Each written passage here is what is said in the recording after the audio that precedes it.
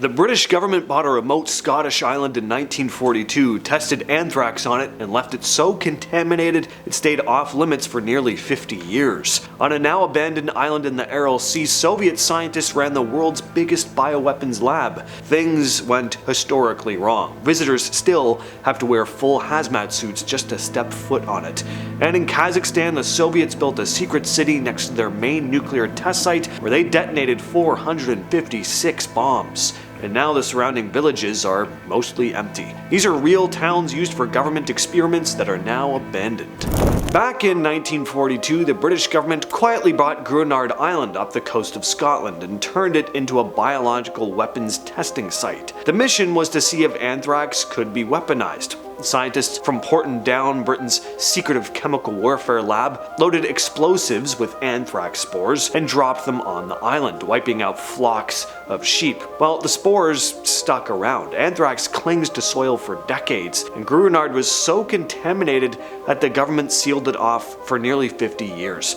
It was often referred to as Anthrax Island. Nobody lived there after the test, and for decades there were warning signs everywhere. But then in 1986, the British government finally tried to clean it up, spraying 280 tons of formaldehyde and digging out the worst of the topsoil. In 1990, a junior defense minister even went on TV, picking up a handful of dirt to prove that it was safe again. But nobody was all that enthusiastic about coming back to the place, and the island is still empty to this day. Kantubek was a tiny Soviet town in Fordlândia island in what's now Uzbekistan. About 1,500 people lived there. They were mostly scientists and their families who worked at Aralsk 7, a massive biological weapons lab in the middle of the island. This place wasn't just big, it was the biggest bioweapons testing site on the planet during the Cold War.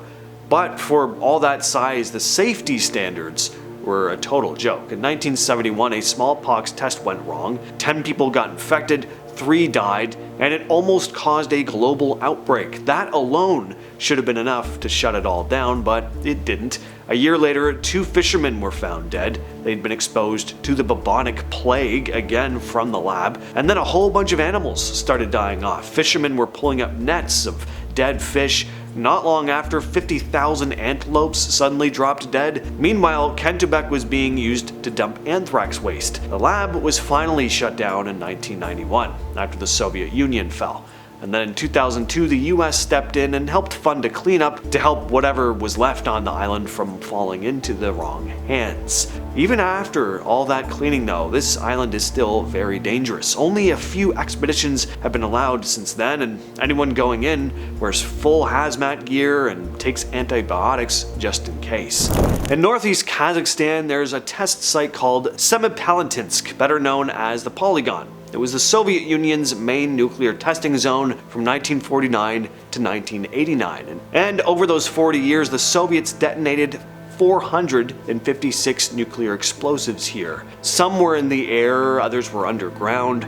The first Soviet atomic bomb, codenamed First Lightning, was tested here in 1949. The explosions were so massive they left deep craters and cracked the earth open for miles. And at the center of it all, though, was a town, Kurchatov, built to house scientists, engineers, and military workers. It was a secret city, totally off limits to outsiders. But the thing is, nearby villages were often exposed to radiation as well. Locals weren't told what was happening, they just got sick. Hair loss, birth defects, cancer.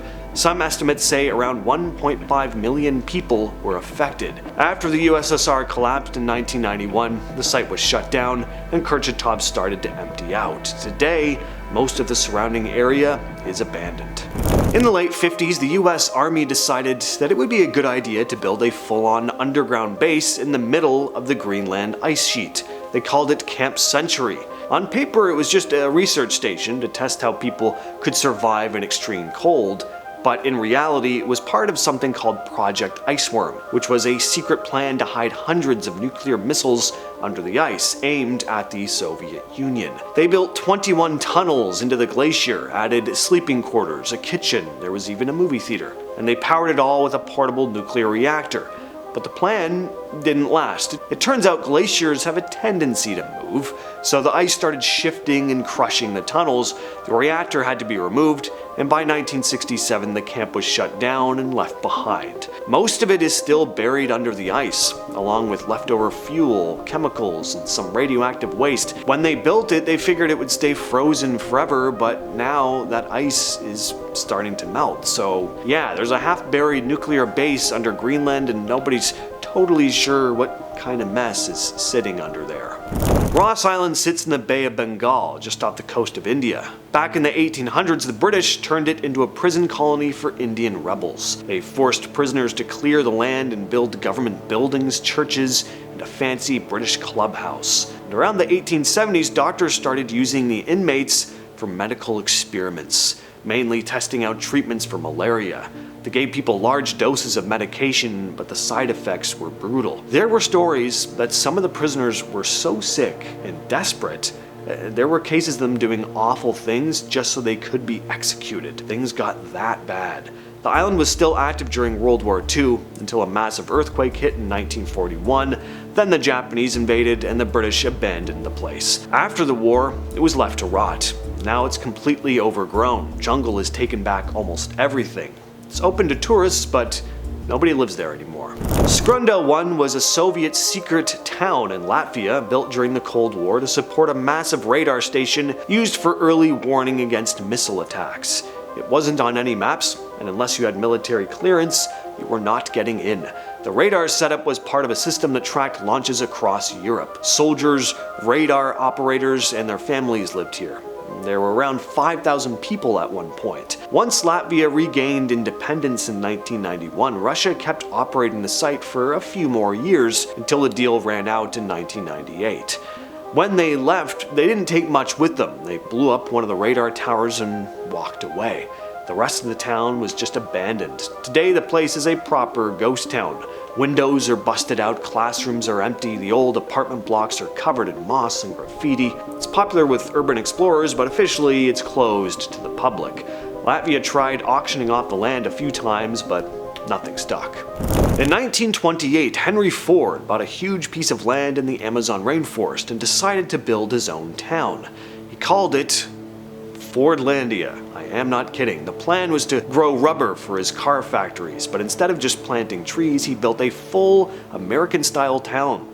There were white picket fences, a movie theater, golf course, a church. It looked like something straight out of Michigan, but dropped into the middle of the jungle. Very odd. The problem was Ford also had no clue how to grow rubber in the Amazon, and he didn't ask anyone who could. He planted the trees too close together, they got wiped out by fungus and bugs. On top of that, he enforced all these weird rules on people, like they had to dress a certain way, i.e. good old-fashioned American. There was no dancing allowed, definitely no unions. The workers had enough, and eventually they rioted. By 1934, the whole thing had basically fallen apart, and the place was left behind. In the end, it cost him millions, and the rubber output was almost nothing. Pyramiden was a Soviet mining town on a remote Arctic island in Norway. The Soviets bought it from Sweden in 1927.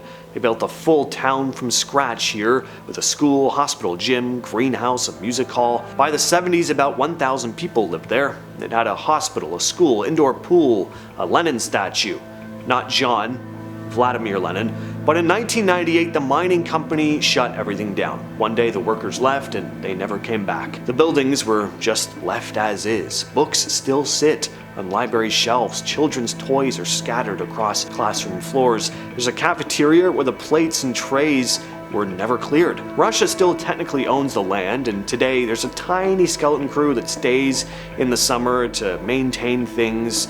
They do guided tours here, but it's not a functioning town anymore. In the 50s and 60s, Fort Detrick in Maryland was ground zero for two of the US government's creepiest science projects.